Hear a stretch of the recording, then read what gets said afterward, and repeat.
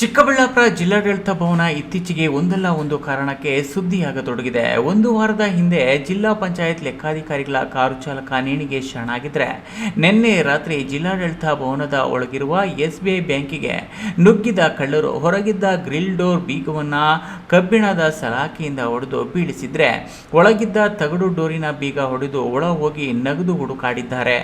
ನಗದು ಎಲ್ಲಿಯೂ ಸಿಗದ ಕಾರಣ ಒಂದಷ್ಟು ಫೈಲುಗಳನ್ನು ಚೆಲ್ಲಾಡಿ ವಾಪಸ್ಸಾಗಿದ್ದಾರೆ.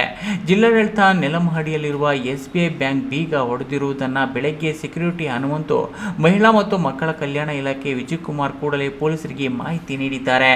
ಮೈನ್ ಡೋರ್ನಲ್ಲಿ ಎಂಟ್ರಿ ಕೊಟ್ಟಿರುವ ಕಳ್ಳರು ATM ಬಳಿ ಇದ್ದ CC ಕ್ಯಾಮೆರಾ ಬೆಂಡ್ ಮಾಡಿ ಬ್ಯಾಂಕ್ಗೆ ನುಗ್ಗಿದ್ದಾರೆ. ಮಾಹಿತಿ ತಿಳಿದ ಕೂಡಲೇ ಕ್ರೈಮ್ ಪೊಲೀಸ್ PSI ಗುಣವತಿ, DYSP ಶಿವಕುಮಾರ್ ಹಾಗೂ ASP ಜಗನ್ನಾಥ್ ರೈ ಬಂದು ಪರಿಶೀಲನೆ ನಡೆಸಿದರು. ನಂತರ ಬೆರಳಚ್ಚು ತಂತ್ರಜ್ಞರನ್ನ ಮತ್ತು ಶ್ವಾನದಳ ಕರೆಸಿ ಪರಿಶೀಲಿಸಿದರು. ಪೊಲೀಸ್ ನಾಯಿ ಜಿಲ್ಲಾಡಳಿತ ಭವನದ ಕಾಂಪೌಂಡ್ ವರೆಗೂ ತೆರಳಿ ಅಲ್ಲಿಯೇ ನಿಂತುಕೊಂಡಿದ್ದು, ಕಳ್ಳರು ಯಾವ ಕಡೆ ಹೊರಟಿದ್ದಾರೆ ಎಂಬ ಕುರುಹು ಸಿಗದೆ ಎಸ್ಕೇಪ್ ಆಗಿದ್ದಾರೆ. ಆದರೆ ಬ್ಯಾಂಕ್ ಒಳಗಡೆ ನುಗ್ಗಿದ ಕಳ್ಳರಿಂದ ಯಾವ ನಗದು ದೋಚಿಕೊಳ್ಳಲು ಸಾಧ್ಯವಾಗಿಲ್ಲ ಎಂಬುದೇ ನಿಟ್ಟುಸಿರು ಬಿಡುವಂತಹ ಸಂಗತಿಯಾಗಿದೆ. ಬೆಳಗ್ಗೆ ಒಂದು ಸುಮಾರು 6:10-6:15ರಲ್ಲಿ ನಮ್ಮ ಸಬ್ ಸ್ಟಾಫ್ ಅವರಿಂದ ನನಗೊಂದು ಕಾಲ್ ಬಂತು. ಅವ್ರಿಗೆ ಇಲ್ಲಿನ ಸೆಕ್ಯೂರಿಟಿ ಗಾರ್ಡ್ ಅವರು ಲೈಟ್ಸ್ ಆಫ್ ಮಾಡೋಕ್ಕೆ ಬಂದ ಟೈಮಲ್ಲಿ ನಿಮ್ಮ ಡೋರ್ಸು ಬ್ಯಾಂಕ್ ಡೋರ್ ಓಪನ್ ಇದೆ, ಯಾರಾದರೂ ವರ್ಕ್ ಮಾಡ್ತಾ ಇದ್ದಾರೆ ಅಂತೇಳಿ ಅವ್ರು ಕಾಲ್ ಮಾಡಿರ್ತಾರೆ.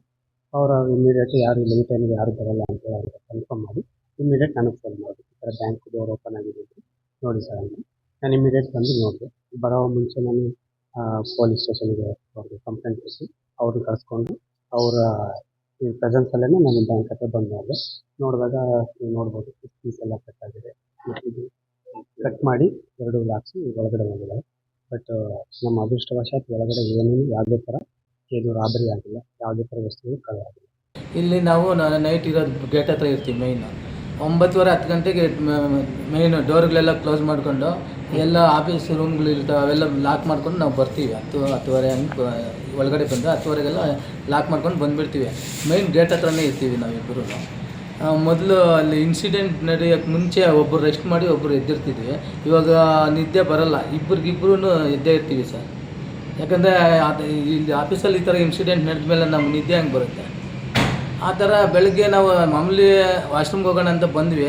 ವಾಶ್ರೂಮ್ಗಳಲ್ಲಿ ನೀರಿಲ್ಲ ಅಂತ ಹೇಳ್ಬಿಟ್ಟು ಹೆಂಗೂ ಬಂದಿದ್ದೀವಿ ಅಂತೇಳಿ ಡೋರು ಎಲ್ಲ ಓಪನ್ ಮಾಡಿಕೊಂಡು ಲೈಟ್ಗಳು ಆಫ್ ಮಾಡ್ಕೊಂಡು ಒಂದು ಕಡೆಯಿಂದ ಬರ್ತಾ ಇರೋ ಟೈಮಲ್ಲಿ ಇಲ್ಲಿ ಬೀಗ ಕೆಳಗಡೆ ಬಿದ್ದಿದ್ದು ನೋಡಿ ಒಂದು ಡೋರ್ ಓಪನ್ ಆಗಿತ್ತು.